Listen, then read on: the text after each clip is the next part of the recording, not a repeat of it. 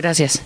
Bueno, buenas tardes. Me parece que para poder avanzar y lograr llegar a algunos puntos que aclaren tantas expectativas que básicamente apuntan a lo mismo es qué pasa en lo local en el momento en el que se dé un poco el punto de partida a partir de la firma del acuerdo. Sabemos que todos ustedes son representantes y trabajadores por la paz desde organizaciones cívicas, sociales, que en las regiones han sido fundamentales para mantener cohesionada la sociedad, para mantener viva también como esa participación y ese interés de los ciudadanos en entender que hay un conflicto que los toca permanentemente, pero que busca también de esa manera intensas salidas y por lo menos una especie de red. Yo siempre he creído que la existencia de todos ustedes, de todas sus organizaciones y de los ciudadanos que los acompañan ha sido como esa red que sostiene como a los de los circos, los trapecistas, ¿no?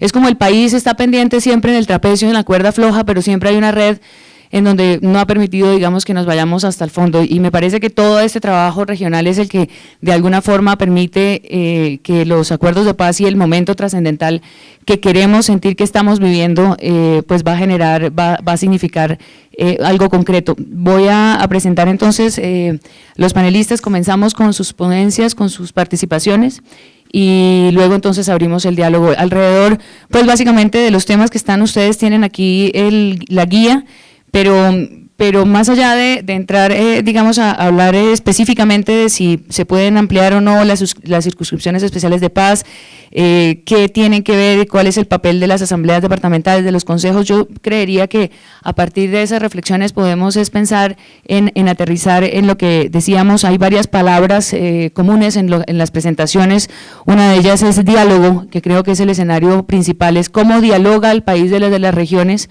con esa pretensión nacional y ese concepto macro de construir la transformación a partir de un escenario de paz. Primero que todo me parece importante trabajar sobre dos claridades. Una es recordarnos para la conversación que lo local es una construcción social y una construcción contemporánea, histórica, que se va actualizando de acuerdo a la dinámica, a la vida social, ¿no? Lo local hoy está quizás determinado en lo que nosotros percibimos para pensar ese asunto diverso de lo local, como por tres grandes procesos fuertes. Uno es una tensión muy fuerte de la población, la interculturalidad que hay en los territorios y los elementos identitarios que definen nuestros espacios locales. Lo local es un lugar de modos de vida, es un lugar de construcción de formas de concebir el mundo y es un lugar generador de vida. Pero también, digamos, a propósito de la lógica del Estado-Nación y de las dificultades que tenemos para construirnos como Estado y como nación, también ha sido muy construido lo local por la lógica de la descentralización. En las últimas décadas la lógica de la descentralización, entonces hablando de los municipios, menos de los departamentos, que son una instancia más técnica, y además de la descentralización administrativa dentro y la desconcentración dentro de los municipios, también ahí hay una lógica que ha ido construyendo lo local. Y hay otro asunto que también ha ido construyendo lo local, que es esta perspectiva que tiene varias discusiones que tienen que ver con la lógica global, ¿no? O sea, en la relación entre lo local y lo global y todos los procesos económicos y culturales que ahí se van percibiendo. Entonces, estos tres factores que están ahí, digamos, los elementos interculturales, la construcción del poder, del régimen político municipal, en este caso, por ejemplo, o regional, y las dinámicas, digamos, de globalización, son instancias a través de las cuales se va construyendo lo local y son territorios en disputa, son territorios vivos donde hay subjetividades y donde hay tensiones por formas de comprensión del mundo y por formas y maneras de hacer sociedad. Esa me parece que es muy importante como una referencia para discutirla. La otra referencia que yo creo que ya está ganada en este grupo es el hecho de la necesidad de diferenciar entre los acuerdos para poner fin al conflicto político armado y la idea de construcción de paz y reconciliación. No significa que sean cosas separadas, se ha dicho que es una gran contribución a propósito de un Estado que su principal mito ha sido el de la violencia y la guerra en varias décadas, casi siglos, pues que haya un aporte en términos de una voluntad de poner fin a un conflicto armado, en este caso de 50, 60 años, ya ese es un gran aporte, pero obviamente la dinámica social del país, pensado desde lo local, implicará un proceso de construcción de paz. Esto lo menciono porque a veces se reduce esto de la construcción de paz y nosotros lo hemos sentido en la región, que se nos llega a decir, bueno, y entonces ¿dónde se va? El problema es como la no repetición, dónde se van a situar los combatientes, dónde se van a hacer los planes de rehabilitación puntuales, indicativos, y en eso consiste el asunto. Y ahí, por ahí se puede terminar perdiendo, digamos, un escenario que es el escenario de la reconversión y la rectificación política de país, de estrategia de país. Ese es un asunto que me parece que es importante ganarlo. Si vamos a hablar de construcción de paz, pues seguramente eso implica, obviamente, esta idea de ciudadanías, y esta idea de repensar algo que ahora se mencionaba, ¿no? Repensar el Estado desde las ciudadanías, cómo hacer en un país que se ha acostumbrado a que las instituciones, y además instituciones con mucha precariedad en su legitimidad, nos piensen y nos decidan para que los cuerpos sociales nos asumamos ciudadanos y pensemos las instituciones y por lo tanto nos decidamos a transformarla de manera práctica. Yo quisiera enunciar, antes de irme a un elemento descriptivo, pensando en el Pacífico y en Cali, cómo estamos viendo eso nosotros, como sucintamente lo que nosotros percibimos. Si se trata de construcción de paz en las próximas 2 décadas, en la próxima generación, tendremos que tratar de trabajar, a nuestra forma de ver, en 3 referentes de política. En torno al tema del territorio, que en Colombia se ha venido dialogando como el ordenamiento territorial. Hay una gran dificultad ahí porque la tendencia de lo que tenemos hoy como ordenamiento es el ordenamiento es algo como bastante impositivo, cuando en realidad en lo local lo que hacemos es que un poco como que nos adecuamos a las condiciones del territorio, adecuarse es un asunto diferente a la perspectiva de que lo ordenamos con cierta prepotencia, ¿no? Se ordena el territorio de una manera fuerte. Sobre todo nuestras comunidades étnicas tienen la buena costumbre de pensar esto más desde el punto de vista de la adecuación al territorio, de la adaptación de los modos de vida a los contextos. El otro asunto que me parece importante es el tema de la descentralización, un país que ha cabalgado por muchos ires y venires en ese sentido, pues hoy es un país profundamente centralista. Notarán que ese es el tono y el sentimiento que yo creo que expreso escuchando a la gente de nuestro territorio. Está profundamente, que hasta estos asuntos tienen la tendencia a centralizar excesivamente. ¿Cómo pensar desde otra matriz? No es un asunto de hacer, por ejemplo, ahora estas mesas en las regiones, que hay que hacerlas, por supuesto, sino de pensar esto en otros términos de referencia que involucren la posibilidad de otras formas de pensar. Y ahí el tema del régimen político local y de la descentralización en relación con las ciudadanías, con los espacios públicos, con los espacios colectivos, se hace muy importante. Y finalmente hay un asunto que engloba, pues a mi manera de ver, todos los temas que serán claves para el tema de construcción de patria local, que tiene que ver con los temas de desarrollo, buen vivir, y de la cuestión social propiamente, porque ahí hay unos asuntos que seguramente tendremos que abordar en términos de las brechas y de las fisuras que hay en la sociedad que tenemos. Diciendo ese argumento que quizás la construcción de paz desde lo local pase por repensar y rectificar y potenciar un acuerdo de país en esos 3 órdenes: ordenamiento territorial, descentralización y políticas sociales. Yo entonces quisiera sencillamente describir algunos asuntos que nosotros percibimos desde el Pacífico. Yo quiero hacer conciencia que, por ejemplo, el Pacífico son 4 departamentos, con más o menos unas 9 millones de personas, departamentos que tenemos litoral, tenemos valles interandinos y tenemos Andes, cordilleras muy altas en el caso de la central y muy bajas. Y eso agrupa poblados que van desde los 200, 300 habitantes, como el caso del poblado que olvido ahora del Chocó, donde se nos fue el general en el último episodio del conflicto armado, pasando por poblados de 50.000 habitantes, pues, capitales de 300.000, 400.000 habitantes, pasando a digamos, a un contexto urbano como el de Cali, que ya tiene 2,5 millones de habitantes. Esta anotación es importante mencionarla por aquello de que lo local es ahí relativo, ¿no? Una cosa es, digamos, ahí hay escalas diversas maneras de integración, y además no siempre esas localidades están integradas en región. O sea, por un lado, no siempre las localidades corresponden a una lógica de región como departamentos. Por ejemplo, nosotros en esa región tenemos un paradigma en el cual el sur del valle y el norte del Cauca son realmente un mismo pueblo, y están divididos administrativamente y por procesos económicos quizás, pero es muy difícil pensar la vida pensando en que yo soy del Valle del Cauca, cuando en realidad ahí hay un río y ahí hay un ecosistema y un sistema económico que está configurando esos asuntos. Esos temas tienen que ver con lo que quedó pendiente y con la comisión que dejó Fassborda pendiente de la reforma territorial en términos de la perspectiva de regiones. Ahí hay un gran vacío. Menciono que en el caso del Pacífico, para pensar los temas de paso había que voy a mencionar 2 casos que es importante que tengamos en cuenta. El primero es que en ese gran ecosistema y en ese gran complejo de 9 millones de personas, hay unos sistemas muy fuertes de movilidad. Voy a mencionar solo el del litoral para no quedarme mucho tiempo y que todos podamos conversar. El del litoral indica que del Chocó a Nariño hay unos flujos que pasan por el sistema Tumaco, Guapi, Buenaventura, y siempre se me olvida el del Chocó, que es muy importante, que es el puerto pues más importante del Chocó, lo olvidé ahora.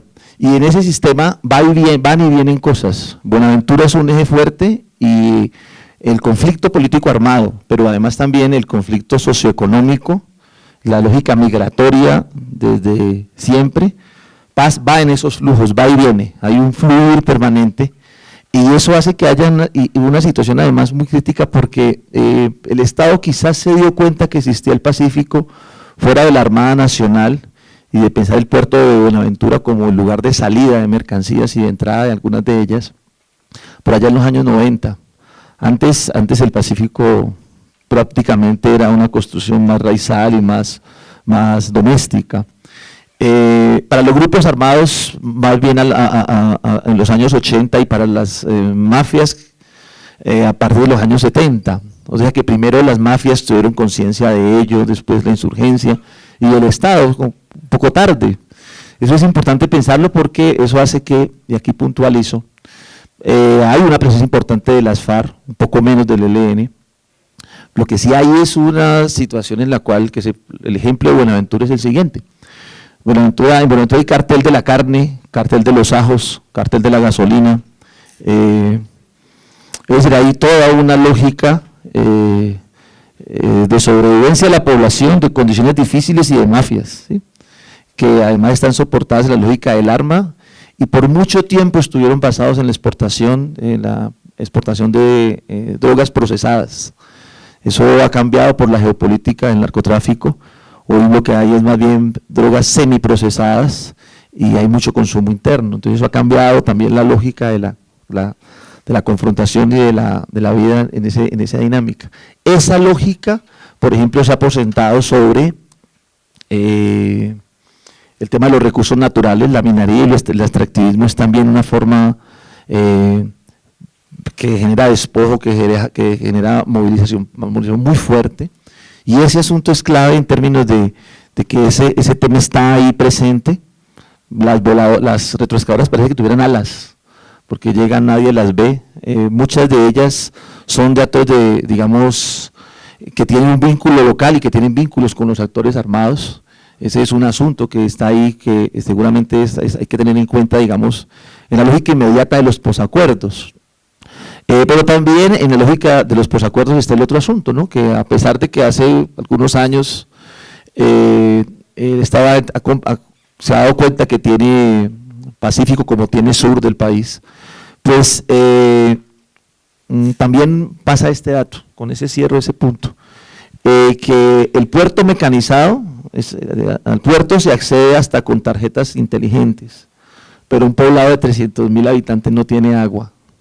La población de Buenaventura no tiene agua potable, creo que es un 80% el que no tiene, pero se accede al puerto mecanizado con tarjetas inteligentes y los edificios tienen sistemas de seguridad muy conocidos. Esos son temas que creo que tienen que ver con uno de los escenarios. Ahora, un segundo tema que me gustaría mencionar ya más rápido de cara a los temas de descentralización y a los retos de la política, y tiene que ver con que esas dinámicas sociales del Pacífico producen unas estructuras mafiosas, pues que no son diferentes tampoco a otras que se reproducen en otros contextos de región de país, pero estas tienen un rasgo que es ampliamente conocido, y es que estas mafias políticas que han cooptado el Estado en muchos casos, que se han enfrentado en muchos casos por el Estado, pero que perviven, tienen una capacidad de mutación profunda, ¿sí? Una profunda capacidad de mutación. Carteles como el del Norte del Valle, la referencia a Cali, la referencia al Pacífico, significa la presencia de unas cadenas políticas que tienen, algunas de ellas todavía muy activas a pesar del proceso 8000, a pesar de la parapolítica, se ha pasado por todo ello y siguen activas redes que van desde cuerpos de centenares de concejales, docenas de alcaldes con sus respectivas cabezas de Senado. Esos son asuntos que están ahí presentes, que hay que pensar desde el punto de vista del poder local, en clave de una perspectiva de construcción.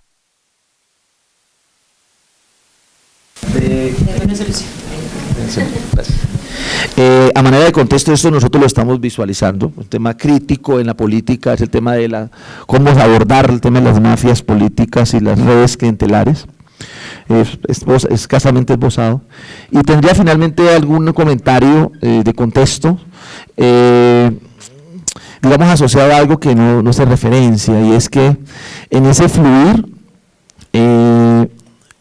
pienso en Cali, que es lo que conozco, pero también sé que ha pasado con Popayán, pasa con Pasto, por supuesto, es la centralización en núcleos urbanos, y la configuración en núcleos urbanos que reproducen de una manera muy crítica condiciones de vida difíciles y conflictos difíciles. Cali es una ciudad que tiene en los últimos 20 años una tasa de 82, 81 quizás hoy por 100.000 habitantes de muertes. Es la cuarta ciudad más violenta del mundo, y eso yo les puedo decir, por ejemplo, que hoy se menciona que se capturó ayer una pandilla en un barrio que es Terrón, Colorado. Yo soy de ese barrio y sé que ese grupo tiene 50 años, que hace 70 años existe y que ha pasado por todas las guerras y que ha pasado por todas las expresiones y modalidades de violencia. Es decir, las ciudades se han vuelto ingobernables, y ese asunto es un asunto crítico, porque obviamente tiene una serie de indicadores que se mide la inseguridad y el problema de convivencia con el tema de los hurtos y el tema de los homicidios como un indicador universal. Pero más allá de los indicadores hay entornos, ¿no? Hay un tema de entornos, de contextos, de naturalización incluso de las violencias. Entonces, bueno, quizás con ese mapa que está muy desordenado, que implica pensar el Pacífico, pensar diversos contextos, visualizar la presencia de la agencia violencia en medio de otros agenciamientos, visualizar la precariedad de las instituciones, no solo en las periferias físicas, sino en las periferias también que están dentro de los centros, por ejemplo, entre los centros urbanos. Yo quisiera sencillamente a manera de contexto cerrar diciendo o expresando dos o tres cosas para la conversación. Muy importante avanzar en una perspectiva de paz desde lo local que parta de reconocer que el territorio no es un territorio vacío. O sea, no es un lugar vacío, no es un lugar que se pueda distribuir de manera mecánica a partir de un solo principio, sino que los territorios, las localidades construyen sus propios también referentes y significaciones. Por ejemplo, en estos días yo hablo recientemente con indígenas en el Cauca y con población afrodescendiente de Buenaventura, y una pregunta que se hacen los movimientos étnicos es, bueno, y esto que se está negociando en La Habana, ¿qué tiene que ver con nuestro territorio? ¿Cuáles son los términos en los cuales nos va a afectar y cuál es la propuesta que nosotros tenemos, no de ahora, sino ganada, por ejemplo, con la Ley 70 o con la legislación indígena? Las tensiones que están presentando hoy, que son enconadas, que pasan por teatros de operaciones, tienen que ver con cuál es el país que queremos en ese sentido, desde el punto de vista étnico-cultural. Yo en la mañana preguntaba al comisionado el tema urbano, también ahí hay un gran reto.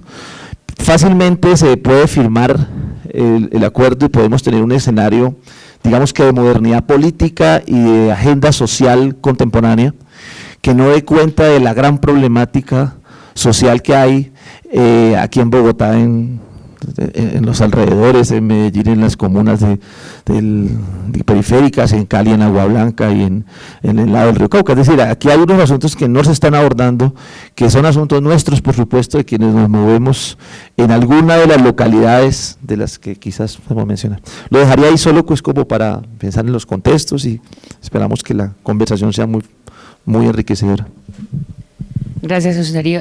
Bueno, no voy a repetir, pero básicamente queda planteada la tensión de centralismo, descentralización, qué tensiones no se han logrado generar, digamos, se han logrado como aliviar en esta eterna discusión, un poco el sentido, por supuesto, de territorio, el sentido de participación y de pertenencia y la autonomía de las regiones para poder decir esto no es lo que nos vengan a decir que hay que hacer, sino que también vamos a ser nosotros los que podamos señalar el camino, la necesidad de que haya una ciudadanía participativa que aclare, digamos, cuáles las necesidades urgentes de las políticas sociales y se me ocurre también como poner sobre la mesa la pregunta, porque a veces pasa que la concepción general de un proceso de paz es si va a ser la excusa el proceso de paz para reorganizar y repensar una cantidad de cosas necesarias que tienen que hacer el Estado en función de mejorar ese diálogo del centro hacia las regiones, pero sobre todo,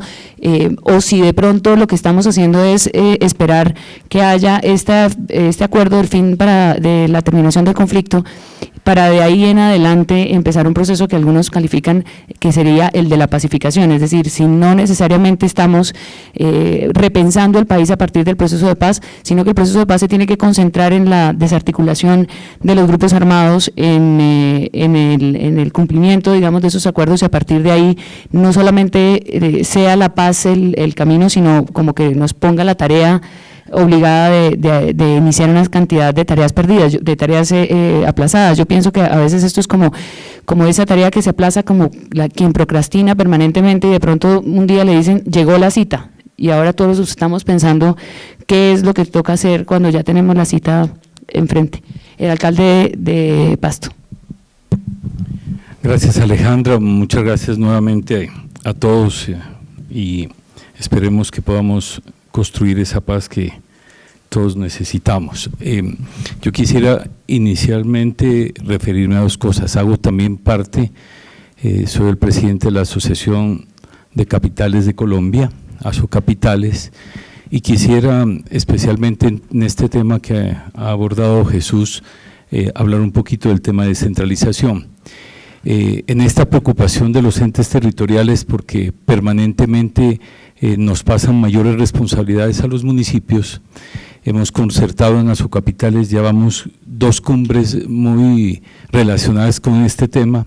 La una la vivimos hace cerca de un mes en Armenia, trabajando todo el tema social con todas las entidades del ente nacional que manejan estos temas, ICBF, SENA, Ministerio de Trabajo.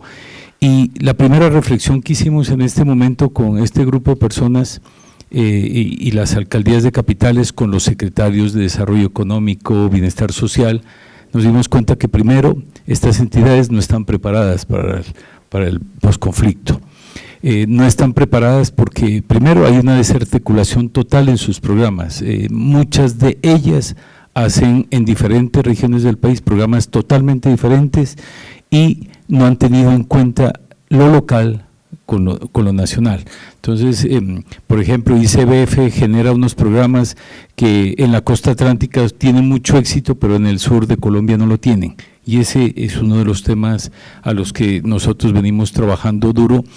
Y en esa mesa ya empezamos a llegar a unos acuerdos entre las capitales y estas instituciones de acuerdo a programas y proyectos que les hemos presentado desde lo regional hacia lo nacional.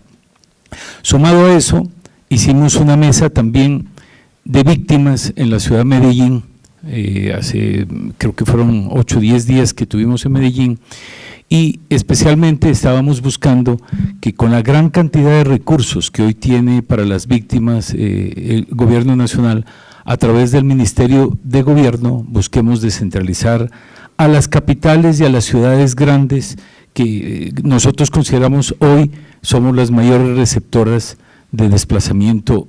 Cerca del 52% de los desplazados, dice la unidad, están en nuestros municipios, y en ese aspecto estamos buscando, como nos están pasando mayores responsabilidades, estamos buscando que de los recursos que hoy tiene la unidad, una parte se empiecen a descentralizar para poder cumplir.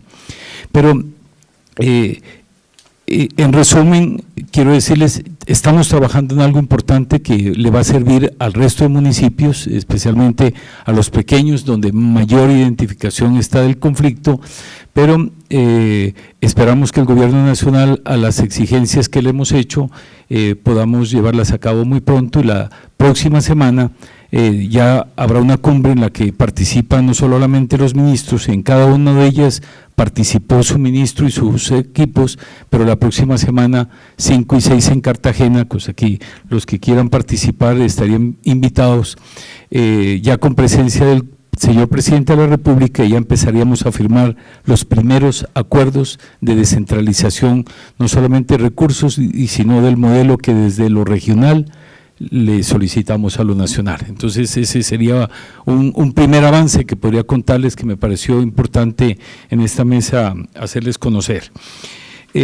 Refiriéndome, yo quisiera comentarles lo que nos pasa en Nariño para poder abordar a dos propuestas de solución a lo que se podría venir. Primero, indudablemente, la región estratégica para todos estos grupos armados y el narcotráfico, indudablemente se volvió Nariño. Si ustedes analizan, Nariño pasa en los últimos 8 años de tener 15.000 hectáreas de coca a 17.000, casi 18.000 hectáreas de coca y amapola. Con esto, pues lógicamente estamos demostrándole al Gobierno Nacional que el programa de sustitución de cultivos es la mejor herramienta para hacerlo.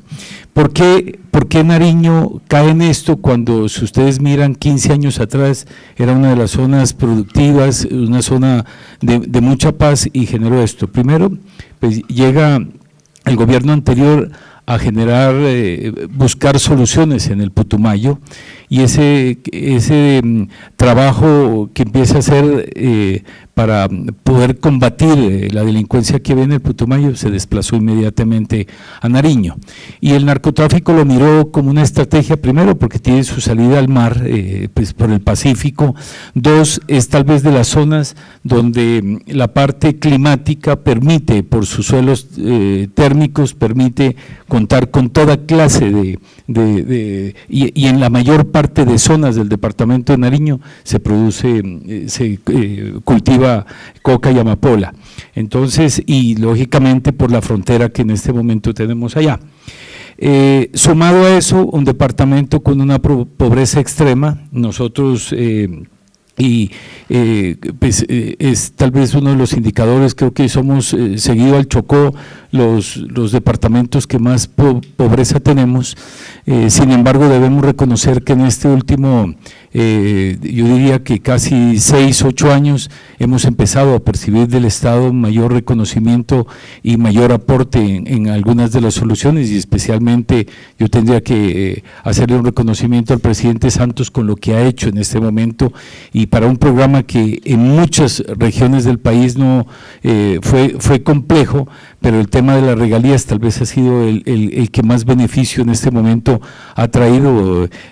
Para darles una cifra, mi municipio recibía 1.800.000 pesos de regalías, y en este momento recibe 52.000 millones de pesos en el cuatrenio. Y la diferencia es abismal, y nos ha permitido hacer unas acciones muy importantes, especialmente en agua, en alcantarillado.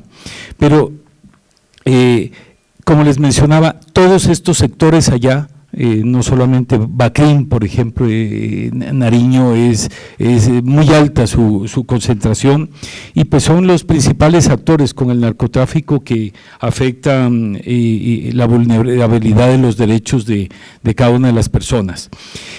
Nosotros estamos planteando algunas soluciones y las planteamos, consideramos las capitales, y ahí me sumo con el resto de capitales, y en algunos programas que ya se vienen desarrollando, por ejemplo en la ciudad de Medellín, que es el apoyo y la coordinación que hacen las capitales con los sitios donde hay los municipios que normalmente son expulsores de estas víctimas. Nosotros sí consideramos que ahí debe ejercerse el mayor trabajo. La experiencia de Medellín que nos pudieron contar la veníamos haciendo también en el municipio de Pasto, buscando asociarnos, por ejemplo, en el caso de Pasto, con Tumaco, con los sectores que mayor desplazamiento recibimos en nuestra ciudad, y buscando programas que en conjunto que las capitales con esos municipios generar actividades que puedan permitir que la ciudadanía pueda retornar sin ningún problema a su sitio de origen. Ahí es otro de los temas que venimos solicitándole al Gobierno Nacional. Por ejemplo, uno no concibe en muchos de los programas del Gobierno Nacional que se podían profundizar más en esos sectores. En el caso de vivienda, por ejemplo, en vez de construir en las capitales, se podría hacer en asocio entre las capitales y los municipios, porque muchas veces esos municipios no tienen la posibilidad de acceder a ese tipo de programas. Las capitales podríamos coordinar y versus las alianzas que hagamos, podríamos generar ese beneficio para que efectivamente en esa zona donde se inició el desplazamiento puedan tener mayores posibilidades. Y indudablemente que también consideramos en Pasto y en Nariño un programa que adelantó en su momento y que lo hemos empezado a retomar, y que lo ha retomado el señor gobernador de Nariño, el doctor Raúl Delgado, es el programa Sí se puede. El programa Sí se puede es básicamente el programa de sustitución de cultivos. Hay unas experiencias importantes en varios municipios del departamento de Nariño, donde, como les comentaba, en los últimos casi 5 años se han incrementado considerablemente la producción de narcotráfico en la mayoría de los municipios, pero cogieron pilotos cerca de 6 municipios, donde primero se socializó el programa con los campesinos, segundo la aceptación de ellos a cambiar por la sustitución, y hoy registramos cosas muy interesantes. Cerca del 80% de esas comunidades acabaron con el narcotráfico y están ya en ese proceso productivo en sustitución de cacao. Se volvió Nariño hoy, por ejemplo, en esa zona que había perdido prácticamente el café, hoy es uno de los mayores productores de café, no solamente en el departamento de Nariño, sino que Nariño ya hoy es el segundo o tercer productor más grande de café que tiene Colombia, y pienso que este tipo de programas, porque si no buscamos, ya demostrado en Nariño, por eso buscamos que el Gobierno Nacional genere a Nariño como un proyecto piloto en el tema de sustitución, y acabemos de manera radical el tema de la fumigación y estos temas que vienen afectando más a estas comunidades. Entonces les cuento, el norte de Nariño, un gran porcentaje, me parece que son 3 municipios, Policarpa, Leiva y otro, el 80% disminuyó el tema de los cultivos, pero lo más importante, que casi el 80% disminuyó la violencia. Y ese es un factor importante para considerar, y pues yo los invitaría a todos a que en este tipo de programas empezáramos a hablarle ya de lleno al alto gobierno, para que empecemos, si se permite que haya un modelo y se considere a mediano y largo plazo, utilizar a otros departamentos para lo mismo. Yo creo que podría ser una alternativa importante.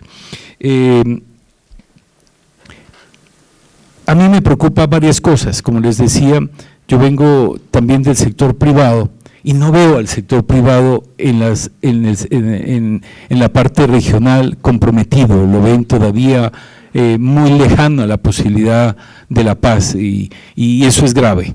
Y creo que ahí debemos hacer un trabajo muy grande, y nos preocupa también a los alcaldes que estamos terminando nuestro periodo, porque si estamos pensando que, no sé, Dios quiera que a mediados del año se diera la paz, pero ya vamos a entregar.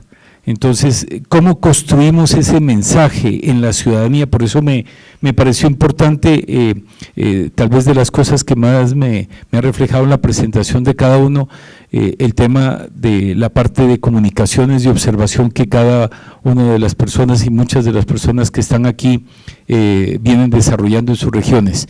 Ese es un tema que a mí me parece importante para mi región, estar más pendiente de en la parte de comunicación y en la observación de lo que está pasando con el desarrollo de estos procesos a futuro. Y dejaría solamente ese mensaje, buscar unir más en lo regional al sector público con el sector privado, y pensaría que hay que exigirle para que se comprometa no solamente con su participación, sino con recursos para que estos programas y el éxito de la paz se dé en Colombia. Cosa que muchas gracias. Muy bien, alcalde, gracias. El tema de un Estado débil, de una ciudadanía cooptada por los grupos ilegales, de todo tipo de manifestaciones de violencia en un solo territorio, el tema del narcotráfico, la presencia de los cultivos ilícitos. Y un tema que me parece muy importante y que se está empezando a hablar ya poco a poco, uno escucha al gobierno nacional, también a las FARC, y un poco alrededor de la crisis del proceso con el general, del desescalamiento del conflicto, incluso de hablar de zonas piloto para iniciar ese desescalonamiento del conflicto, o quizá zonas piloto para empezar a programar los acuerdos en los que ya se han avanzado. A mí me parece interesantísimo que uno pudiera o que pudiéramos avanzar o plantear un mini programa de ese plan piloto, es decir, si uno pudiera decir vamos a tomar esta región, ¿qué es lo que toca hacer allí en esa región? ¿De qué manera organizar la ciudadanía? ¿De qué manera vincular al poder público? ¿De qué manera vincular al sector privado que menciona también el alcalde? ¿Cómo podría ser ese ejercicio de ejemplo para poder decir en este municipio, en este departamento, en esta región, etcétera, como escoger una zona y decir lo que hay que hacer en el plan de aplicación de los acuerdos, o para saber cómo se vincula la comunidad y cómo tiene el Estado que responder a eso? Podría ser interesante. Yo creo que en eso, pues quienes han trabajado con tanta experiencia como el padre Pacho de Rú, que nos va enseguida a acompañar, pues necesitamos como luces, justamente para poder tener de pronto un mini diseño de ese plan, que puede ser también un camino y un aporte concreto. Padre. La experiencia del Magdalena Medio, una experiencia que ya lleva 15 años y que su época más fuerte fue justamente la de mayor conflicto entre el año 96 y el año 2006, movilizó mucho sociedad civil en el territorio y tuvo una acogida de recursos que pasó de los 150.000 millones de pesos, de los cuales por lo menos el 80 o 90% de esos recursos vinieron de cooperación de la Unión Europea y del Banco Mundial. Creo que el proceso se consiguió porque esa sociedad organizada ganó enormemente la confianza de los cooperadores. Solo Ecopetrol puso alrededor de unos 5 millones de dólares en ese proceso. Creo que el proceso fue ciertamente un proceso muy fuerte de crear una pasión por el territorio, la pasión por una región que no existía, sino que las comunidades fueron comenzando a visualizar una región posible, la pasión por la cultura, por los símbolos propios, compartidos entre los 30 municipios de la región y evitando que el río nos separara y que el río más bien nos uniera entre todos. Después, recuperando la memoria de las víctimas y las cosas que nos movilizaban a todos y los relatos y las tradiciones espirituales de un pueblo. Eso permitió ir definiendo lo que en el territorio se llamó la vida querida. ¿Cuál es la vida que nosotros queremos vivir en este territorio? Y un gran propósito de alcanzar a tener esa vida entre todos. Esto puede ser en medio de conflictos muy duros, diálogos continuos con la guerrilla, con los paramilitares, con el ejército. Y luego unos propósitos sencillos pero muy directos de hay que gobernar esta vida querida, hay que producir esta vida querida y luego hay que darle seguridad, tranquilidad a esta vida querida. No voy a entrar en detalles, pero tener unos puntos simples que convoquen a la sociedad y que se construyan entre todos. Tienen que ser cosas muy de base y unos horizontes. Vamos a gobernar la vida querida, vamos a producirla, vamos a protegerla, vamos a darle seguridad. Inmediatamente permite la construcción en muchas formas de mucha gente. Por ejemplo, una seguridad que no sea la seguridad de las armas. Nosotros en el Magdalena Medio sabemos que las armas no dan seguridad, nunca. Las armas son una necesidad de último recurso, pues porque siempre habrá algún loco que haga tonterías en la sociedad y hay que tener una manera de ajustarlo, pero de retenerlo. Pero lo que da confianza, lo que da seguridad es la confianza colectiva en un pueblo. Creemos hoy en día, porque esto pasó luego, fue escalando en nivel, que lo que hay que hacer con los acuerdos de La Habana es pasar, una vez percibida la región como un todo, a hacer planes de ordenamiento territorial en que se sienten, ¿qué es esto? ¿Para qué ser concretos? Pongamos juntos todos el mapa de la región, porque es como la gente realmente lo hace, y pintemos todo lo que hay en la región, pongámoslo todo, y definamos juntos, como un acuerdo, todos con todos los que tenemos derechos en esta región, cuáles son los bosques que vamos a proteger y nadie los toca, cuáles son los bosques que van a ser productivos, porque evidentemente hay bosques también productivos, cuáles son los humedales que no vamos a dejar tocar, cuáles son los ríos que vamos a cuidar entre todos, cuáles son las zonas enormes que vamos a dedicar a la seguridad alimentaria, cuáles son los territorios en que vamos a hacer producción campesina de acumulación, dónde vamos a permitir agroindustria, porque claro que también esto es un país de todos, y si vamos a permitir minería, dónde lo permitimos y bajo qué condiciones, y qué infraestructura le vamos a poner a esto, y cuál es el tipo de educación que vamos a dar en el territorio para que coincida con esta concepción que tenemos del territorio entre todos, y qué discurso vamos a tener para los empresarios.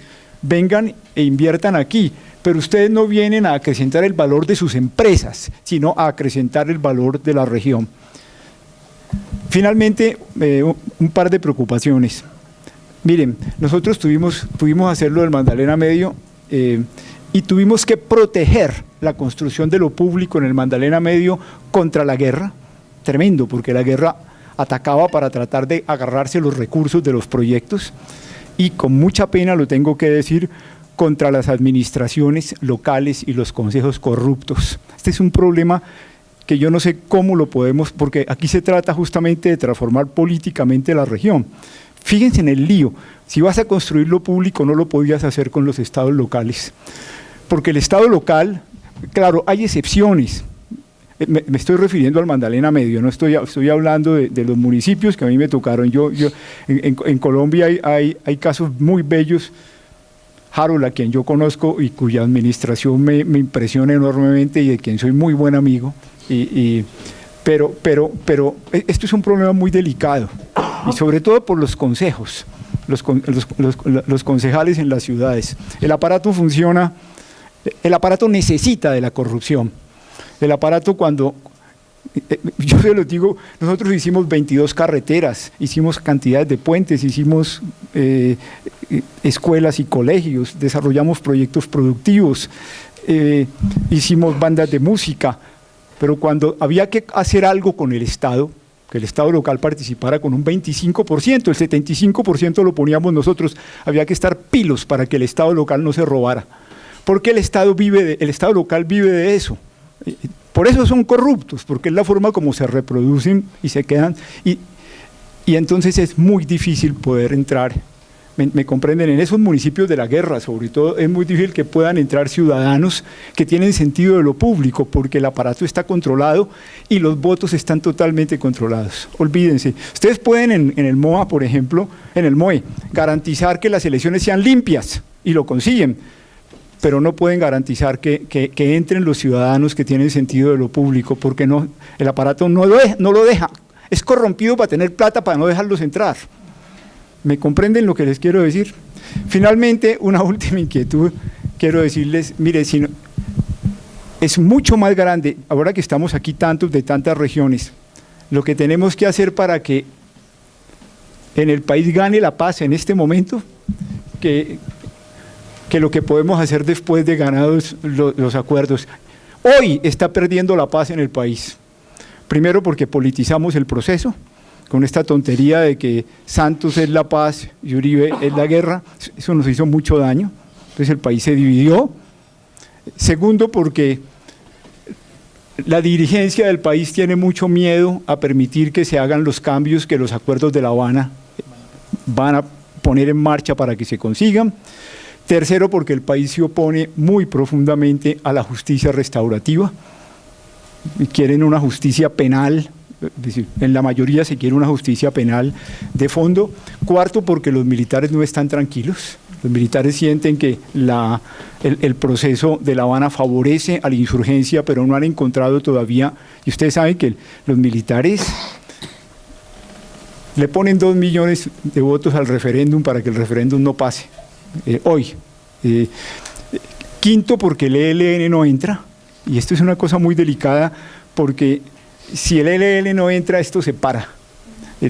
No se va a firmar un acuerdo, la FARC no va a firmar un acuerdo sin que el ELN entre, y estas son dificultades enormes. Y finalmente, porque la extrema derecha, que está viva, la que mató a la Unión Patriótica, está en una tónica de déjelos que vengan, aquí los pelamos a todos cuando vengan. Esto es muy difícil, y si no nos ponemos pilas, miren, esto que estamos hablando, de que vamos a construir en las regiones por conflictos, no va a haber, y el tiempo es muy corto, el tiempo es cortísimo, nos quedan 3 años. Yo tengo la convicción que si no se hace la paz ahora, repito, esto no es un discurso santista. A mí me parece que lo que está en juego en La Habana no es ni el futuro de Santos, ni la revancha de Uribe, ni el futuro de la FARC, sino que podamos vivir como seres humanos. Pero este es el momento político de la política real. Si esto no se hace ahora, Colombia, que hoy está ganando la guerra en la opinión pública, si esto no se hace ahora, Colombia vota por la guerra otra vez, y esa guerra sí que va a ser dura. La tecnología se está profundizando para ahondarla, la insurgencia se está conectando internacionalmente. Como a mí me ha tocado en La Habana acompañar a todos los grupos de víctimas, a mí me ha impresionado todas las víctimas que han estado ahí, de todos los lados, pidiendo por favor paren esa guerra, y sintiendo que no tienen eco, y que la sociedad civil en Colombia no se mueve, y que estos grandes problemas que yo estoy tratando de plantearles no los resolvemos. Bueno, me estaba yendo a otra parte de la conversación, pero esto me... No, y es que eso es como el aterrizaje que se necesita en el debate. Yo creo que la madurez que uno espera lograría la sociedad a través de, por lo menos de una reflexión que se pueda conducir a ir quitando del camino los obstáculos. No hablemos de la polarización política que va a marcar seguramente con algunas posibilidades de distensión, pero que está marcando el debate. Pero por lo menos desde las regiones y desde personas como ustedes que trabajan directamente con la ciudadanía, habría que identificar dónde está la descalificación de la paz, en dónde radica realmente el miedo. Hay un lenguaje que normalmente apela a lugares comunes, bastante obvio, digamos, desde el punto de vista de la torpeza, a mi juicio, para descalificar el proceso. Politizarlo significa darle beneficios a unos y significar los otros. Hace poco tiempo hacíamos una reflexión frente a la frase del presidente de tragarse los sapos.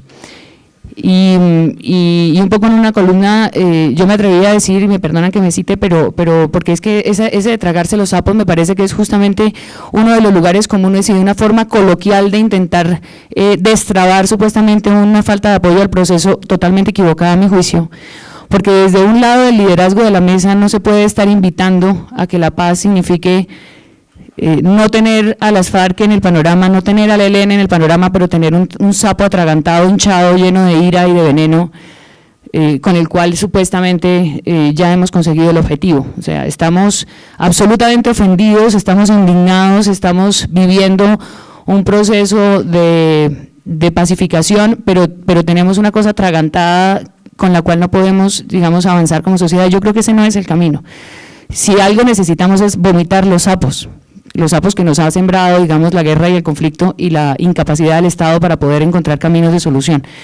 Y yo creo que ese tema del lenguaje y de cuáles son los lugares, porque la tarea del referendo o de los mecanismos que desean es el primer punto, digamos, de preocupación. O sea, aquí hay que intentar identificar dónde están esos obstáculos para que lo que parece obvio, que es que la paz es mejor que la guerra, pues se haya convertido en un reto. Cómo comunicar la paz, cómo definir el beneficio de esos acuerdos para que en cada una de sus regiones la gente diga vamos a ir por, y que pudiera ser una cosa espontánea, cuando el Estado trata de cambiar la ley a decir no, es que hay que coincidir con otras elecciones porque si no la gente no va a salir a votar. A mí me genera dos sentimientos: uno, por un lado, digamos el pragmatismo de quien conoce esa maquinaria política, ese sistema político del que habla el padre de Ruth también, pero también la falta de inspiración que va a llegar a la sociedad como para decir que el día que se define el futuro de Colombia la gente se va a quedar viendo un partido de fútbol en la casa y no va a salir a votar. Entonces yo creo que un poco, y quiero con eso abrir la mesa, es si este tema del fondo entre la estructura regional, el centralismo, las necesidades de identificar los conflictos diferenciales en cada región, y si al mismo tiempo se construyen relatos diferenciales para aceptar la paz, si los pilotos y los programas y la vinculación de la que habla el alcalde de Pasto en términos de la cooperación internacional, de quitarle a los corruptos la posibilidad de los recursos que vengan con la paz, y la construcción del lenguaje, pues digamos son el mecanismo que pudiera uno también imaginar para prepararse para el referendo. O sea, la cita del referendo o de lo que vayamos a encontrar como mecanismo de participación ciudadana va a ser la medida real de qué tan maduro está este Estado para esta ciudadanía para asumirlo. Entonces, pues creo que sobre esos temas podemos conversar, o los que quieran, obviamente sobre los otros temas que quieran. Solo si me permites algo que decía, y disculpan, el padre de Ru. En estos días hubo un tema muy importante en Nariño.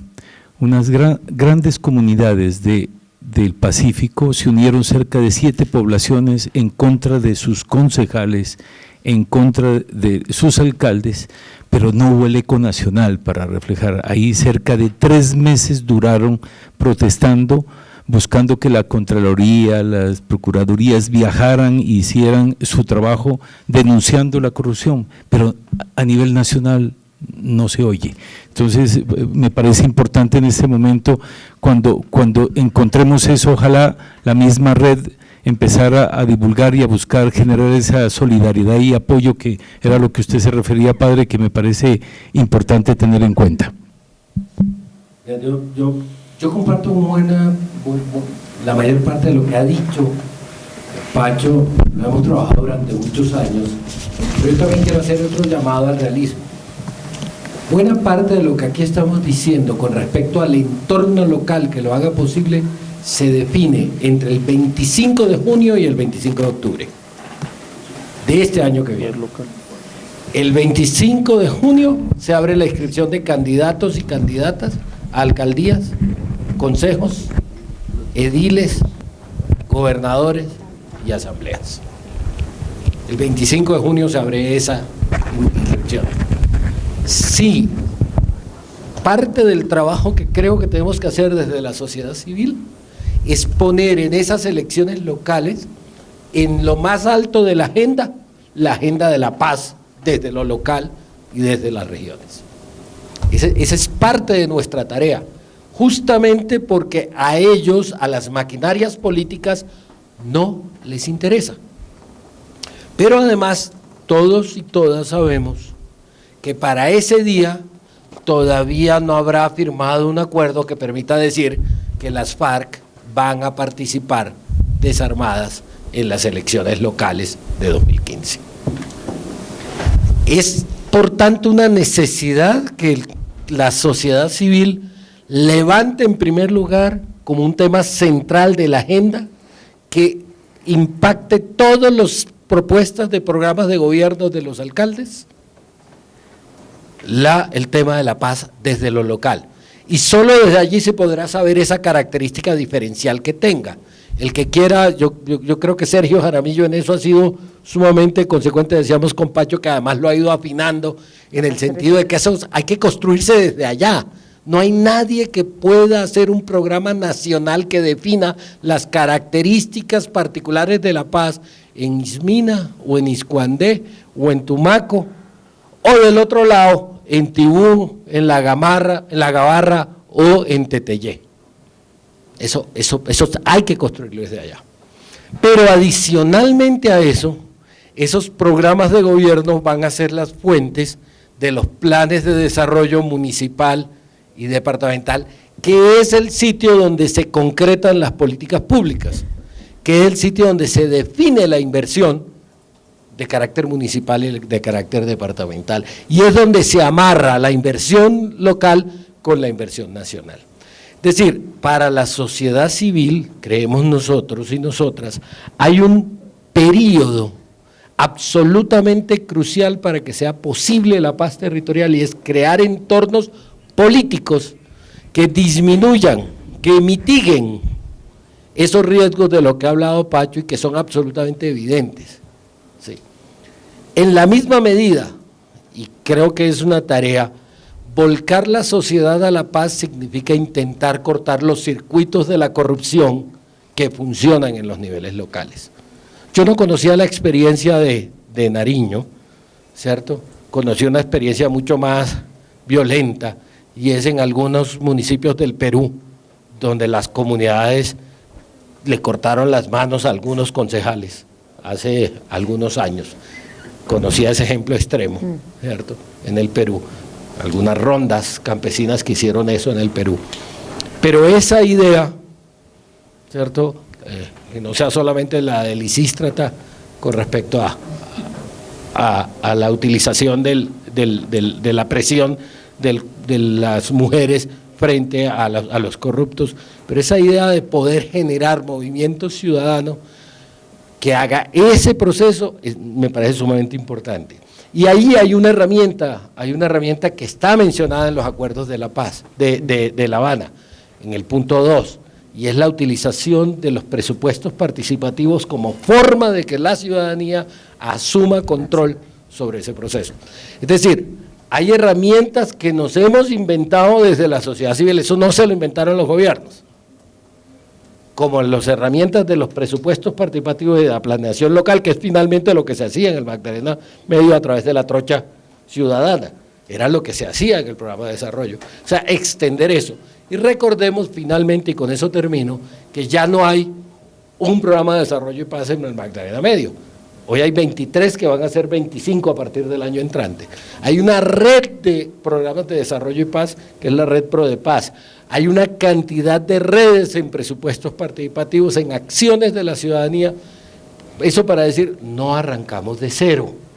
Tampoco es que el mundo tenemos que inventárnoslo mañana. Se trata de potenciar en ese sentido de que ya no sean pilotos, sino que sea más bien una propagación, una diseminación, una difusión, una forma de permear el conjunto de la vida local y de la vida municipal.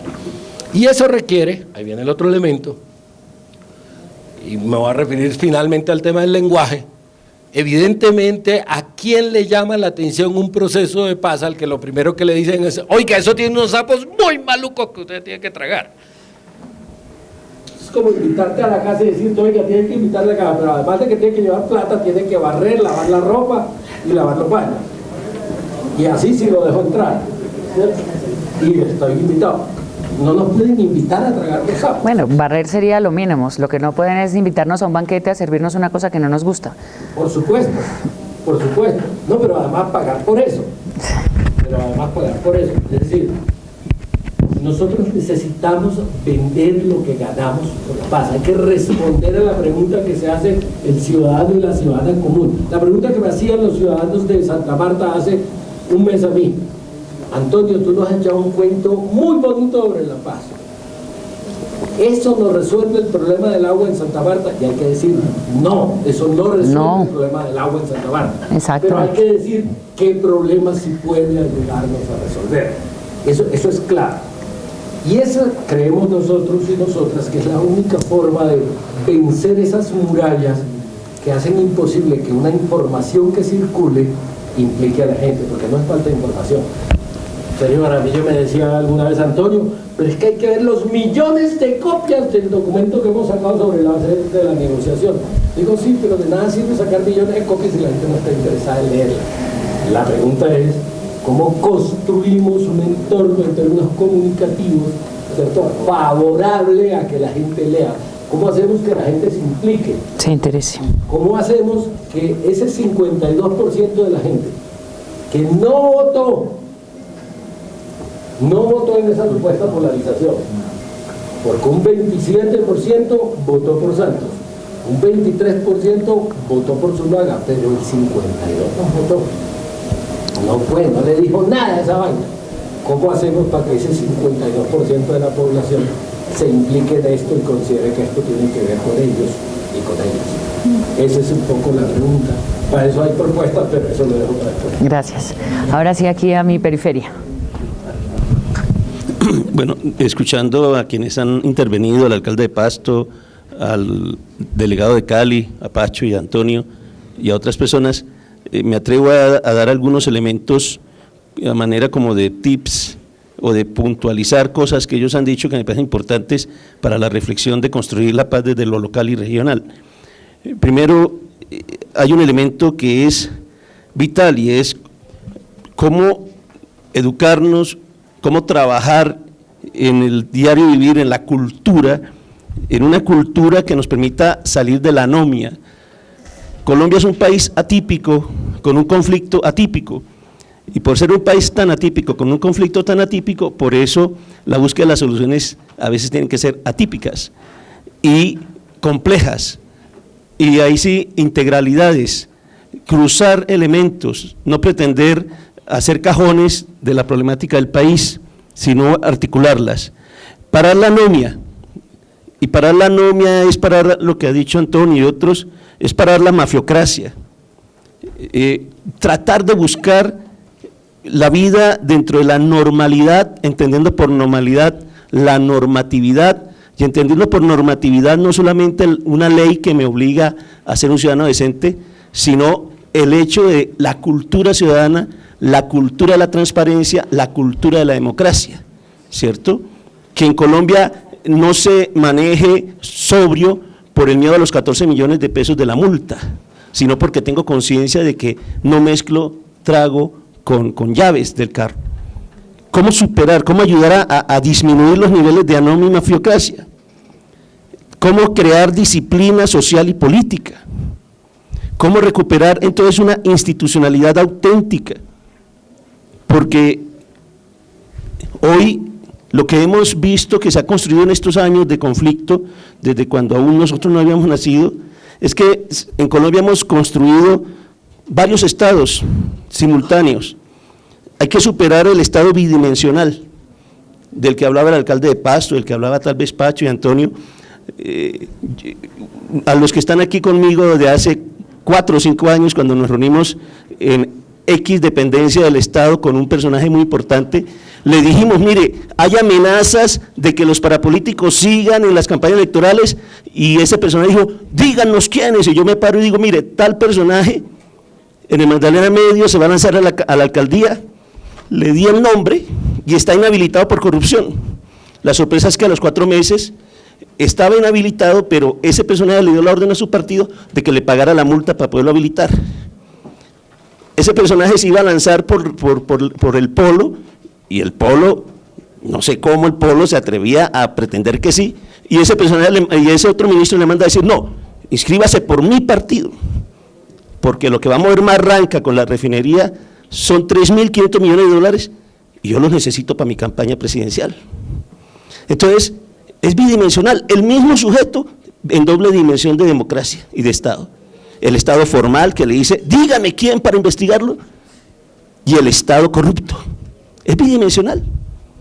Pero tenemos un tercer Estado, el Estado paralelo, el Estado de la parapolítica, el Estado de los Nule. Ese es otro Estado. Y podrían existir otro Estado como el de las FARC. Porque cuando hubo el despeje en la época de Andrés Pastrana, no fue que el Estado le dio a las FARC un terreno, es que las FARC le dijeron, aquí somos dos Estados y vamos a negociar desde las territorialidades. Entonces yo creo que es importante analizar esto. Otro elemento importante a analizar es el centralismo. Aquí no le damos palo al centralismo pensando en que el centralismo es que en Bogotá se decide todo. Pero es que el centralismo es un modo cultural, es un modo político, es un modo administrativo.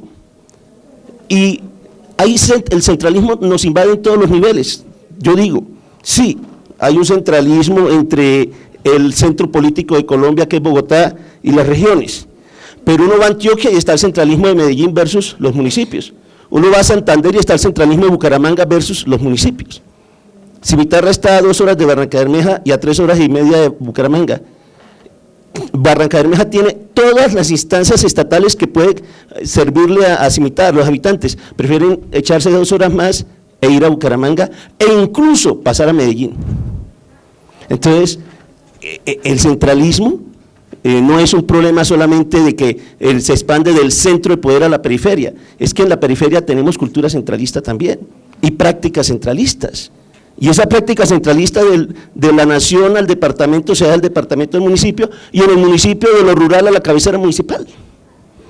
En los municipios el presupuesto también se lo pelean las pobres veredas con la cabecera. ¿Qué días una profesora, y no me acuerdo si fue en Barranca Bermeja, haciendo fiesta porque a su vereda le habían dado 200 millones de pesos para pintar el colegio de la vereda? Y en Barranca Bermeja hay 4 colegios en remodelación y se han gastado casi 50.000 millones de pesos en esos 3 colegios y no los han terminado. Entonces, para no extenderme, yo creo que queda claro lo que trato de decir, ¿cierto? Es que el tema de lo regional y de la descentralización pasa más allá del territorio físico y pasa al sentido de administración territorial, bueno, descentralizada realmente. Y allí también está el tema de los liderazgos. Es que en la Cámara de Representantes tenemos representación de todas las regiones, líderes regionales, pero allá no se legisla para las regiones o para el país desde las regiones y para las regiones desde el país. Allá se legisla desde las regiones y desde el país para los intereses corporativos y los intereses de los bloques de poder nacional. Entonces, ese es el otro elemento, la otra centralidad. La otra centralidad es el centralismo de las corporaciones versus el pueblo, versus el Estado-Nación. Liderazgos regionales con enfoque centralista y con enfoques de opciones sectoriales. Hay una dinámica de paz y desarrollo local, regional y nacional que se está trabajando, y Pacho lo decía, todos los esfuerzos por construir desarrollo en el Magdalena Medio, 20 y tantos programas de desarrollo y paz, y el mismo proceso de paz, pero uno se tiene que preguntar, ¿cuál es la centralidad de ese proceso de paz y de ese desarrollo? ¿Es la centralidad del interés nacional o es la centralidad de las transnacionales y los poderes económicos y políticos del país que quieren establecer mejores condiciones para la inversión extranjera en línea de fortalecer el capital extranjero y a los capitalistas nacionales porque necesitan oleoductos en paz para seguir sacando el petróleo de Colombia?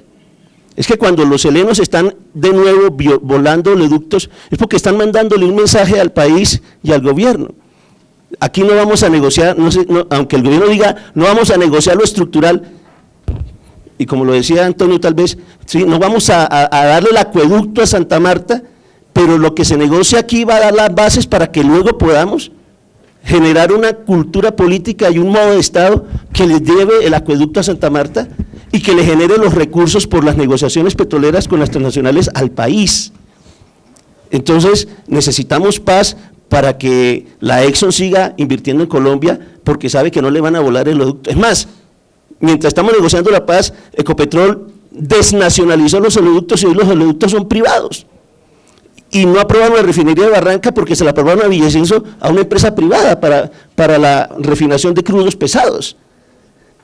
Y van a descapitalizar y a chatarizar Ecopetrol para venderlo a precio de huevo al capital extranjero que luego lo volverá a levantar. Entonces, eso es descentralización. Esos son los enfoques políticos, porque esa descentralización, ¿cuál es? Hombre, descentralicemos a Colombia de los ejes transnacionales, que son los que en el fondo marcan también el manejo político que se le ha dado al conflicto en Colombia. Porque no me digan que Estados Unidos no era el que marcaba si se negociaba con el M-19, cuando se negoció con el M-19, hasta dónde se podía negociar con los helenos y hasta dónde con las FARC. Y ya no son los gringos, ahora son las transnacionales. Porque detrás de la ley de regalías, ¿quiénes están detrás de la ley de regalías? No sé si me estoy haciendo entender. Entonces, el problema de territorialidad incluso ya no es solo la territorialidad de un país, sino es una territorialidad global, de un mundo globalizado. Mira, gracias. Muy breve, yo creo que nosotros tenemos una idea de paz mediática, y es la idea de la paz de Santos, la oposición de Uribe, las actitudes dubitativas a veces de las FARC dentro del proceso, y todo eso se traduce en una sola palabra que el padre creo que la resumió, y es la falta de confianza en el proceso. Y a nivel local, que es el tema que estamos tratando, casi que queremos una paz a la carta, ¿sí? Cada región tiene sus características, lo que pasa de pronto en Cali no nos está pasando en el norte de Santander, lo que pasa en Nariño, a pesar de que somos somos fronteras, de pronto se da con otras características de violencia diferente en el norte de Santander, y ahí es donde no nos hemos podido colocar de acuerdo. Ahora, cada vez que se alza una voz de la sociedad civil, queda macartizada, marcada si es de los unos, si es de los otros. Entonces, en realidad hay que buscar líderes de opinión, pienso yo, Alejandra, para resumir, en cada una de las regiones, que sean representativos tanto del agro, como de los campesinos, como de todas las fuerzas sociales, y que tengan credibilidad y le den credibilidad a la paz que queremos los colombianos. No es a la paz de Santos, ni a la paz que como la piensa Uribe, sino a esta paz que estamos debatiendo acá, a esa idea de paz que queremos sin corrupción, ¿cierto? Ahora, los países que han firmado la paz, si uno mira experiencias en Centroamérica, ellos han tenido que seguir lidiando con la corrupción, no fue que firmaron la paz y se acabó la corrupción, ahí están los índices de corrupción cada vez más bajos. ¿Por qué? Porque las condiciones de paz pues dejan que esas características se puedan presentar, pero no vayamos a creer que aquí estamos, y ya para cerrar, esperando la foto de Iván Márquez entregando un fusil, y resulta que la foto puede ser más bien del gobierno readjudicando tierras, del gobierno apuntándole a un plan de educación, del gobierno apuntándole a muchas otras cosas que lo hemos sintetizado a la paz mediática de la fotografía de Santos con Iván Márquez. Ya, gracias. Gracias. Es indudable que lo local, antes que todo, es un asentamiento humano, pero a su vez también tiene que ver con unas características naturales, geográficas, que le dan un sentido de convivencia y de cultura entre ese asentamiento humano y el territorio. Pero es en lo local también donde el Estado se coordina, se articula, hace presencia. ¿Qué es lo que encontramos nosotros? Encontramos nosotros unas desigualdades locales, unas desigualdades regionales, ¿cierto? Y eso se ve cuando miramos que la pobreza, la violencia incluso, tienen más presencia en unas regiones más que en otras, precisamente por esas desigualdades que se han generado desde el mismo Estado, desde la misma presencia de grupos armados y desde las pocas oportunidades que han tenido algunas localidades, algunas regiones, para alcanzar niveles que les permita acceder a ese famoso derecho que es el desarrollo. Entonces yo creo que la paz en lo local tiene que apuntar a que de alguna manera nosotros podamos sugerir, y el gobierno sobre todo desarrollar, algunas acciones que hagan efectiva la realización de los derechos humanos de las personas que viven en lo local. No me niego a que nosotros consideremos simplemente el tema de paz como la negación de que, o la inexistencia de un grupo armado. La paz tiene que ver con otras cosas, con los satisfactores a los que podemos acceder los seres humanos que viven en los territorios, que viven en las localidades. Y es allí precisamente donde el Estado se articula. ¿Cómo se articula lo local con lo departamental, con lo regional? ¿Cuál es el problema de la ley 1448? Que no se ha resuelto ese nudo gordiano de articulación de las diferentes instituciones del Estado, de lo nacional, con lo departamental y con lo local, y los derechos de las víctimas siguen en suspenso. Se sigue todavía en el estado de cosas inconstitucional de que se hablaba esta mañana. Entonces, para hacer paz en lo local, hay que trabajar el tema de construir una ciudadanía de fondo, un empoderamiento, ¿cierto?, donde las comunidades, donde los ciudadanos y ciudadanas puedan definir autónomamente por dónde quieren llevar su territorio, qué quieren hacer con su territorio, con su localidad, ¿cierto?, y cuál es el sentido que le tienen que dar, que quieren que el Estado tenga, y a su vez quiénes pueden conducir los destinos de esas localidades.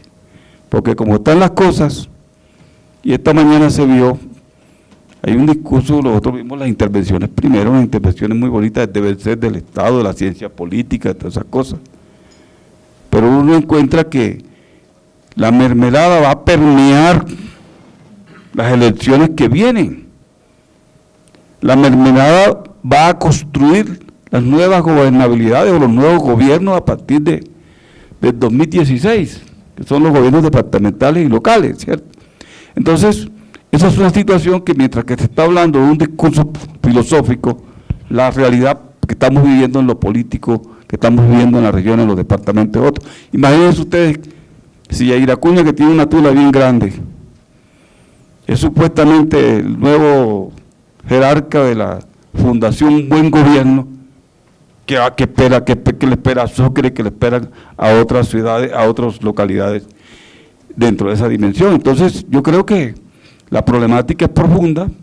Yo creo que Antonio Madariaga planteaba unas cosas importantes que ya nosotros hemos trasegado por allí, que hay que potenciarla, pero si no hay una ciudadanía que reaccione, si nosotros no asumimos los derechos humanos como la bandera para que se haga real la paz en los territorios y en todo el país, porque nosotros en lo local es parte de una nación y de un aspecto y de una situación global que vivimos en este momento. Entonces, ¿cómo construimos lo local? Tiene que ser con esa ciudadanía empoderada, con esas acciones claras y concretas y precisamente construyendo nuevas gobernabilidades. Ok, gracias. Y lo más grave es que muchos de los que van a recibir la mermelada para las elecciones locales van a estar del lado de la paz, que es el otro problema. ¿Cierto? Seguramente el señor Yair Acuña va a hacer campaña del lado de la paz, y los de Yopal y los de Soledad, ¿no? Van a estar del lado de la paz, ¿cierto? Entonces eso va a ser todavía mucho más complejo, y por ahí yo creo que el punto que estaba planteado de esta mañana es el de la participación. No, mire que lo decía el doctor Jaramillo con mucha propiedad, cómo es transversal a todos los puntos del acuerdo, ¿cierto? Y termina siendo transversal en todas las conversaciones, la participación ciudadana. No, ese de tu voto cuenta. Y yo pensaría que es sobre ese aspecto fundamental de cómo es, uno, decirle a los estamentos del gobierno que están vendiendo, ¿no?, el tema de la participación y que son conscientes de que es desde el mismo gobierno donde se irrigan los recursos para que se mantenga la corrupción en lo local, ¿no? ¿Cómo es que van a cortar el chorro? ¿Cierto? Pero como también nos vamos a tener que enfrentar, como decía, de que muchos de los que están en el proceso ese del gobierno corrupto y de las elecciones van a estar del lado de la paz, como los que estamos del lado de la paz pero no de la corrupción, nos vamos a movilizar para lograr, por lo menos, ¿no?, empezar a equilibrar ese país que tenemos que preparar para la participación política de los nuevos actores de la política si se dan los acuerdos de La Habana. Entonces a mí me parecería que lo fundamental fuera eso, si nos ponemos de acuerdo en qué es lo que tenemos que hacer, yo creo que es mirar cómo hacemos una gran movilización de esos 52 ciudadanos colombianos que creen que el país no les interesa o que creen que es más importante ver un partido de la Selección Colombia que ir a votar el día de las elecciones. Gracias. Muy buenas tardes para todos y para todas. Mi nombre es Yesid Ruiz. En este momento estoy colaborando en el Observatorio de la MODE con la investigación en el suroriente colombiano. Y es una región que más o menos conozco y precisamente es lo que voy a hablar en este momento. Hemos hablado mucho de construcción de paz, hemos hablado mucho de centralización, de política, hemos hablado de liderazgo. La pregunta es, eso lo hablamos desde nuestras ciudades, desde el norte de Colombia, desde el occidente, desde el sur, desde el centro. Podemos hablar y seguimos hablando muy bonito de esto. La pregunta es, uniéndome un poco a la figura que el padre de Rú nos decía, que el río le sirvió fue para unirlos, no para separarlos. O sea, que a esa reflexión llegaron. La invitación es a que la selva y la sabana sea el punto de unión. Estos departamentos de la selva y estos departamentos de la Orinoquía, primero que todo, si vamos a hablar de construcción de paz desde lo local, el Estado tiene que aparecer allí, primero que todo. Después de 11 años que llevo recorriendo esta zona, nunca he visto el Estado, y siempre es la misma cosa, primer punto. Segundo, vamos a aceptar una paz diferenciada, aceptando las condiciones, y más que las condiciones, la cultura indígena, que sobre todo en estos departamentos es mayoritaria. Creo que es un examen que nos debemos que hacer, porque el concepto de paz es nuestro. ¿Cuál es la paz para el indígena? Y no para el indígena a nivel, y con mucho respeto, que siento por el proyecto NASA, pero el proyecto NASA también ha dejado una caucanización del indígena. Entonces todo lo que sale bueno del Cauca es bueno para todos los indígenas. Y las 63 etnias en el suroriente colombiano, ¿cómo las miramos? Son 63, lenguas diferentes, culturas diferentes. Asimismo, más allá de los programas económicos y sociales que se puedan presentar, cómo los visibilizamos y cómo los proyectamos o cómo los proyectan ellos en esta región tan olvidada, y no solamente del Estado sino de nosotros, que aprendimos que existe un pueblito o un punto llamado Tomachipán en Guaviare, porque allí liberaron unos guerrilleros, unos políticos, pero nada más. De ahí para abajo el mundo no existe.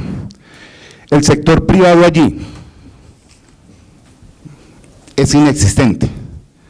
Los privados son los grandes hacendados, hoy día las grandes multinacionales del petróleo, de una que otra empresa minera, obviamente las FARC, y ahí se acaba el cuento. Eso es lo del sector privado de allí, que no aporta en nada a la paz ni a la sociedad en el suroriente colombiano. Y por último,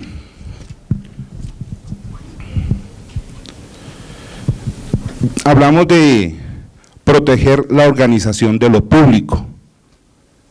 Cuando hablamos de lo público, cuando el indígena, el campesino del suroriente colombiano, ni siquiera sabe votar. No sabe por qué vota.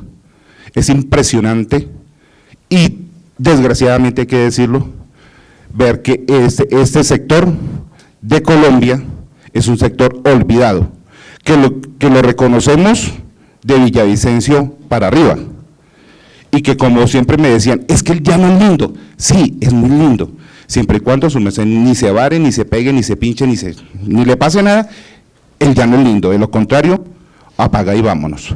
Yo creo que la mirada debería ser mucho más holística, mucho más holística y ver que en nuestro territorio, si bien lo decía el padre Eliezer, hay una centralización.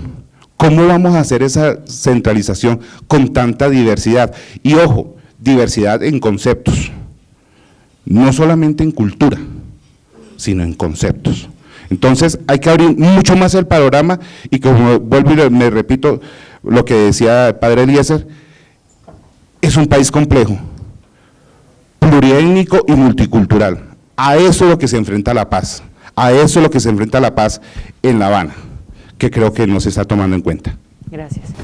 Es difícil pensar distinto y yo creo que en este momento histórico que todos reconocemos que el país está en un momento fundamental de cambio. Y yo creo que el desafío mayor está en que nosotros miremos si nuestros discursos usados hasta ahora pueden seguir siendo los discursos que sigamos haciendo. Y uno tendría que hacer el esfuerzo fundamental por decir, esto sirvió para este momento, pero en este otro momento, y obligarnos a pensar distinto. Y pensar distinto es muy difícil.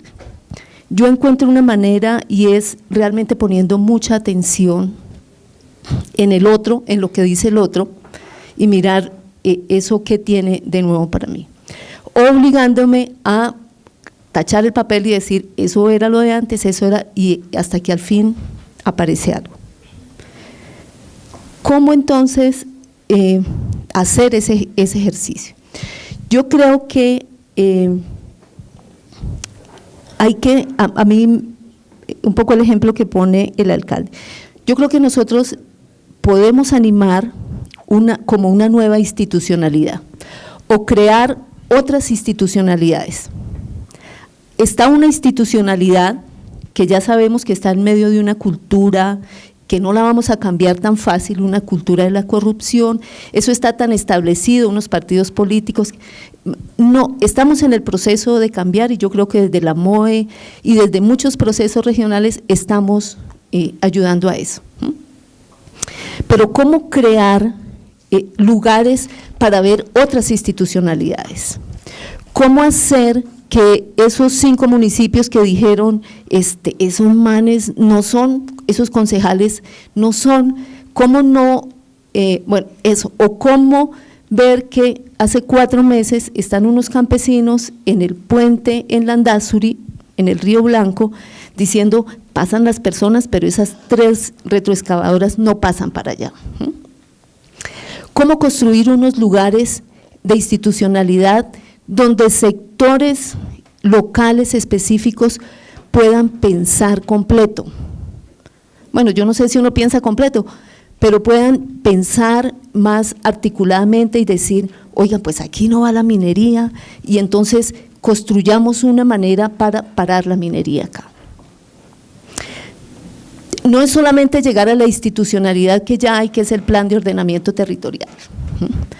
Uno puede llegar allá, pero si no tiene otro lugar donde construye lo distinto o trata de construir esa otra forma de ordenar el territorio, tú llegas y el sistema, la dinámica del plan de ordenamiento que está ahí no te va a dejar cambiar muchas cosas.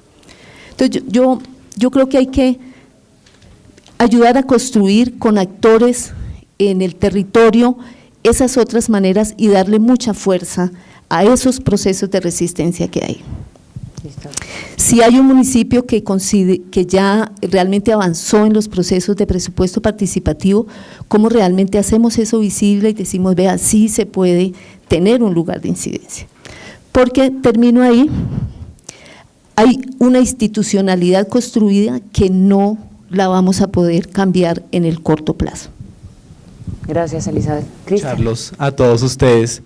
Me ratificó en lo que he pensado en los últimos días, y de que esa paz local la podemos empezar a construir es desde el respeto por la diferencia, el respeto por la diferencia de las distintas expresiones sociales, culturales, políticas y por supuesto étnicas, respetar aquellas posiciones del otro, de que no tengo que poner yo la mía por encima de la de él, ni la de él por encima de la mía, sino que podemos llegar a un acuerdo, encontrarnos en algunos puntos en común y luchar para sacar esos puntos en común. Realmente, pues los conflictos realmente creo que se pueden dar es porque yo quiero que lo mío se lleve a la realidad, yo quiero que lo mío esté por encima de los demás y no realmente como poder equipararnos y lograr llegar a puntos en común. Uno de los principales aspectos que me motivan es que, teniendo en cuenta este proceso y el proceso de posconflicto que llega, hay que darle mayor credibilidad a las organizaciones de base, empoderamiento, visibilización, a las instancias más pequeñas democráticas, como son los cabildos indígenas, consejos comunitarios y las juntas de acción comunal. Estos núcleos son las personas, los líderes, que se conocen entre ellos, confían en sus similares, en sus vecinos.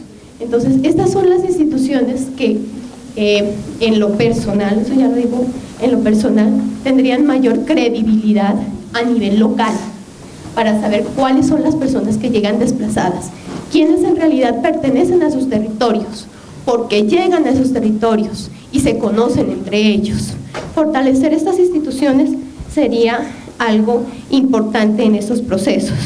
Además de esto, también trabajar con los colegios, con los estudiantes, vinculándolos a estos centros, a estos núcleos, para que participen, formen parte, conozcan qué es lo que tienen que hacer, qué es lo que tienen que hacer en su cabildo, en su consejo comunitario o en su junta de acción comunal. Se involucren con los procesos de su barrio, de su vereda, de su comuna. Los colegios es donde nosotros tenemos que involucrar a los estudiantes para que se empoderen. Además de esto, empoderar culturalmente en una cultura de la democracia, sentido de lo político, sentido de convivencia, control y transparencia, el que se le también que estos sentidos se empoderen todas las instituciones públicas y que den ejemplo. ¿Qué hacemos si una institución pública dice sí, vamos a trabajar en cultura ciudadana, pero si la misma entidad no lo hace, si los mismos funcionarios no dan ejemplo, si hay secretarios que no realizan la cultura ciudadana como la deben hacer, entonces ¿cómo la ciudadanía va a creer en estas instituciones? Es desde lo local que debemos participar y prima allí las alcaldías, que tienen que estar pendientes de esos funcionarios que en realidad cumplan lo que deben hacer. Las instituciones también deben saber cuáles son sus funciones, tener muy claro cuáles son sus funciones y cumplirlas. La policía, la procuraduría, la contraloría, todas aquellas tienen que tener sus funciones muy claras. ¿Qué hacemos nosotros en comisiones de seguimiento? Encontramos que el procurador se tira la pelota con el contralor le tira la pelota a la personería, porque no tienen muy claras sus funciones. Entonces, ¿en qué estamos? Tenemos que tener un respeto institucional y todo comienza por las instituciones. Si grupos desconocidos llegan a lo local, son las comunidades las que saben y conocen cuáles son esos grupos, porque los grupos o personajes llegan a ejercer control a costa de lo que sea. Un ejemplo institucional en el cumplimiento de sus funciones, que ya lo vieron, y tener la claridad de sus funciones. La responsabilidad social, creemos nosotros, desde la plataforma de la Misión de Observación Electoral en Nariño, que es muy importante. Responsabilidad social por parte de las empresas privadas, para que de esa manera también puedan articularse entre lo privado y lo público. Pero no solamente la responsabilidad social en aquellos regalos pequeños que les dan a las comunidades, con eso los contentan. Tienen que llegar a ser tienen que llegar a cuadrar con las comunidades, hacer reuniones, y de alguna manera ellos tienen ciertas responsabilidades con la responsabilidad social, pero no es aquella asistencialismo, sino que vaya más allá y que haya un sentido de pertenencia también de lo local y hacer responsable a esas empresas que trabajan en esos sectores. Bueno, muy interesante. Me decía aquí el coordinador de la MOE que si había interés en continuar la conversación. Yo me tengo que retirar, entonces me parece que podemos hacer un cierre y eso sí, y ya podríamos hacer como una identificación de temas grandes y luego si la conversación sigue, pues me imagino que ya entre ustedes. Básicamente siento que el tema principal en todas las intervenciones, la mayor preocupación es el reto frente a la institucionalidad local, a la salvaguarda de esa institucionalidad desde el punto de vista de la participación ciudadana, que hay que ponerlo a funcionar y activar los mecanismos, los que existen y los que todavía no existen, sino habría que crearlos para que esa autonomía del futuro, digamos, local, venga desde la ciudadanía y no necesariamente como viene siendo y casi que entregados a las mafias locales. Hay que plantear la corrupción como un punto absolutamente esencial en la aplicación, en la llegada de los acuerdos a cada uno de los escenarios locales. La corrupción aparentemente no. Ayer había un francés, es una cosa corta, que se llama Edouard Plenel, un periodista que montó en Francia un periódico digital y que está haciendo un manifiesto que dice Manifiesto Combate por una prensa digital libre, ética y democrática, y básicamente lo que él dice es, hoy en día la tecnología permite que los ciudadanos tomen la palabra y que el periodismo haga una labor de investigación, porque la corrupción es obscena y su ponencia se llamaba La obscenidad de la corrupción, y es diciendo cómo esa obscenidad llega, ya es tan evidente que se ha tratado como de convertido en un escenario que ya pareciera que no se puede echar para atrás. Entonces creo que el tema, me parece que de la corrupción está mencionado justamente además en el llamado al realismo, de cuál es la tarea principal y las elecciones locales, 25 de junio cuando se inscriban los candidatos, cómo va a estar cruzada la agenda de la paz contra la agenda de la corrupción, cómo identificar a quienes van a aprovechar ese discurso de la paz para llamar a los ciudadanos a que vengan a votar por ellos, pero de fondo también es un interés de participar de eso que se llama ahora la mermelada. De cómo eso va a lacerar la credibilidad, y en esto es un punto fundamental que se habla también en esta mesa, es la necesidad de que el proceso gane credibilidad, que gane confianza. En eso Elizabeth nos hablaba de la posibilidad de cambiar la forma de pensar. Yo creo también que hay un status quo, entre comillas, del lenguaje de la paz, para lo bien y para mal, los que lo atacan y los que lo apoyan, y yo sí creo que tenemos que intentar romper esas especies de caminos ya transitados que no nos llevan a ninguna parte, y tratar de imaginar cuáles pueden ser las novedades creativas desde lo institucional, desde lo ciudadano, que tengan referentes simbólicos, que tengan referentes culturales, que realmente toque la individualidad y el asunto colectivo como algo que realmente se está definiendo para sus vidas. Hay otro elemento que me parece muy interesante, que es obviamente esa mirada del centralismo, no necesariamente Bogotá de las regiones, sino del centralismo permanente desde los departamentos, desde los mismos municipios, esa necesidad de tener que salir de lo local para encontrar respuestas cuando se pueden empezar a construir escenarios institucionales, o apelar a los escenarios institucionales que se tienen para encontrar esas respuestas, y cómo el fortalecimiento pues del papel ciudadano. Los medios de comunicación, por supuesto, tienen en esto un trabajo inmenso, pero no lo van a hacer. Y la sentencia, que de alguna manera me toca porque yo estoy en ellos, es una invitación a que los medios ciudadanos, y sean a través de la tecnología, del internet, de los teléfonos, de los celulares, de las nuevas formas de comunicarse, desde donde ustedes se puedan plantear esos mecanismos de comunicación para convocar a los ciudadanos. No hay ya ciudadanos pasivos, el monopolio de la información se acabó, No podemos seguir peleando contra los grandes medios porque no entienden o no quieren entender que este es un país diverso, que este es un país plural, que es un país que no les está concediendo esa legitimidad en la manera de construir el relato de país que en este momento se necesita. Y yo creo que hay que invitar a que los ciudadanos sean cada vez más activos en llamar la atención a los medios de comunicación masivos para que podamos tener una agenda informativa que realmente le aporte al proceso nacional.